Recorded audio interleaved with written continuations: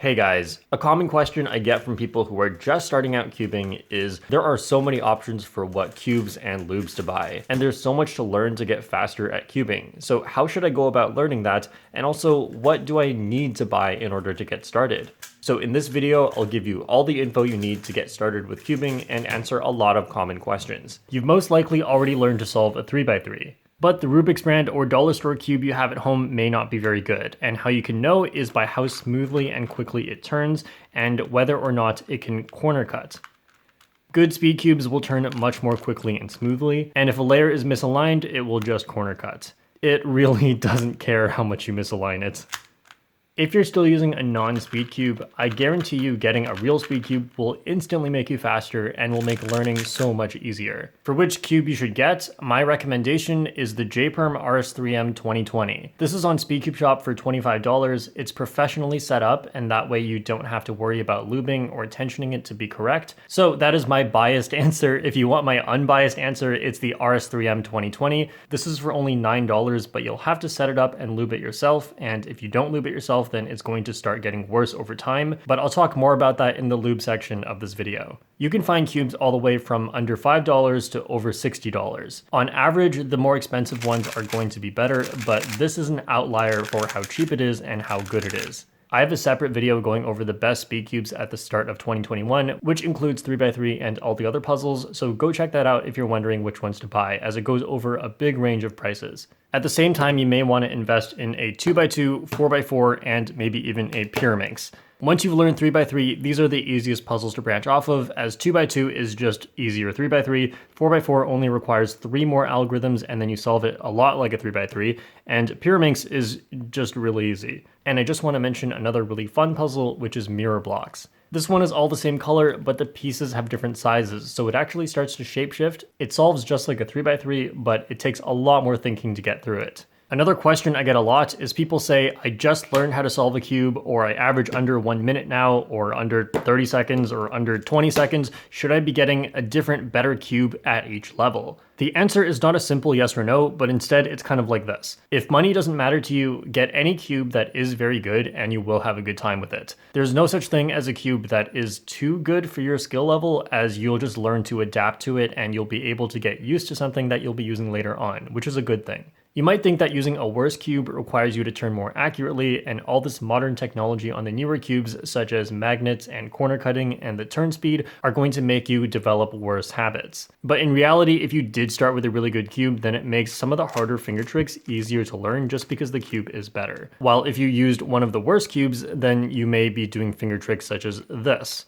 But if the price of the cube matters to you, then it's worth it to start out cheaper, and that's just because when you are not as fast, you will not notice the differences in the cubes very much. I've had newer cubers ask me before, hey, is this cube magnetic? That's because until you're more experienced, sometimes you just can't tell the difference.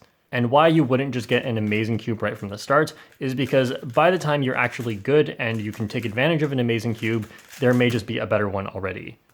Now, once you have a good cube, you'll want to start timing your solves. There are tons of timing software out there, but cstimer.net is the one that I use. Unlike a stopwatch, it also keeps all of your times recorded and tells you your best time, your best averages, and you can also switch to a different session if you're doing a different puzzle, so you don't mix the times together. It can also give you random scrambles depending on the puzzle you're doing. You can change the way it looks. There are so many features, and that's why I recommend it. When I'm at competitions, I like to use a phone app instead, and I use Twisty Timer. There may be better timers, but this one pretty much does everything I need it to. Keep in mind, there's no right or wrong answer to what timer you're using. It just records your times, and it's not going to make you faster or slower. Although you probably noticed in most of my videos, I use a different timer and then I type it into the computer. Why am I doing this? Well, this is called a stack mat timer. A stack mat timer is kind of really expensive for what it does, but this is the timer used in official WCA competitions. So if you care a lot about your competition results, then it's worth getting used to this. And how it works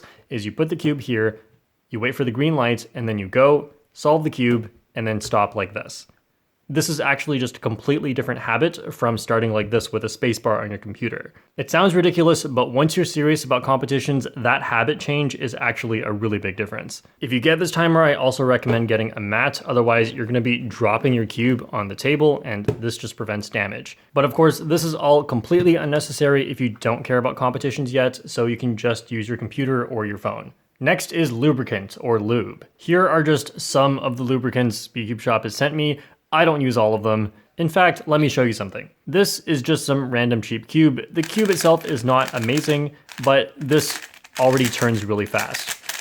There is no lube in here, and it works great. In fact, a lot of cubes with no lube are actually going to be really good. However, if I use this cube for a few days or maybe weeks, depending on the conditions of where I live and how much I use it, it can start to get really dusty on the inside, and that makes it absolutely terrible. So unless you're ready to take your cube apart every few days to completely wipe off everything with a cloth, you'll probably want to just buy lube. So I recommend getting Weight 5 and Lunar. Despite being called lube, it doesn't just speed up the cube. In fact, Weight 5 often is going to slow it down, and I have a guide on how to lube your cube so you know how to use this. This lasts for a very long time, and you can pretty much use it in any puzzle. However, if there's a puzzle that you need to get faster, especially for big cubes, then Lunar is really good, as it does make it faster, but it doesn't last quite as long. Also, don't be fooled by how small these look.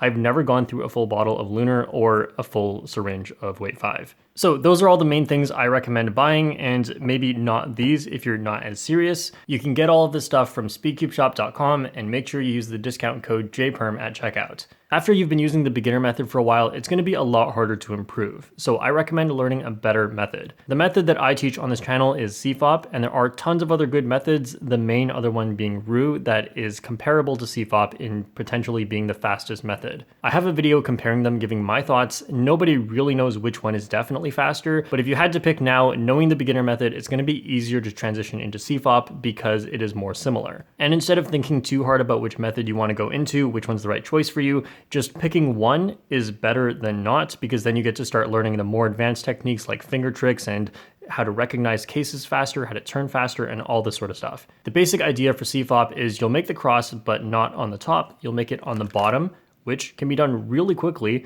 and also makes it so you don't have to turn the cube upside down afterwards. Then instead of doing the first layer corners like this, you're going to do some extra moves before inserting a corner. So here's the edge that would go with it.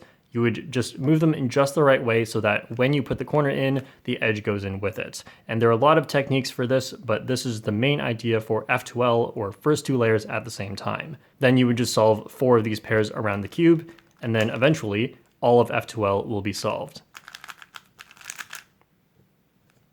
In the next step, you use one algorithm that makes the top all the same color, and then afterwards you're going to do one more algorithm that makes all of them solved.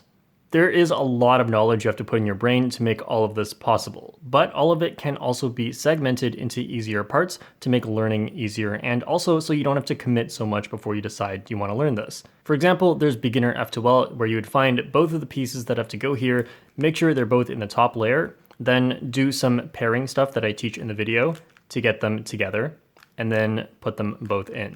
With advanced F2L, getting them into the top layer would be done in a specific way so that they can be put in together right away. And you can go even further than that and learn specific tricks to avoid doing cube rotations. There are WCA, or World Cube Association, competitions. Now, you don't have to be whatever you think is good at cubing to go to a competition. Think of it more as a meetup of people who all have the same hobby. Some people set world records, some people are really serious about winning the event, but most people are just there to meet people and have fun. You can find local competitions through worldcubeassociation.org. Although due to current world circumstances that I may not be able to mention without getting demonetized, there may not be competitions around you right now. Although I hope that one day that will change. And the last thing is, once you get pretty decent at cubing and you're willing to start learning more advanced things, I recommend trying one-handed or trying blindfolded. Not only are these two really fun, but they're also incredibly impressive when you show other people. Alright, so that's it. Thanks for watching, and I'll see you all next time.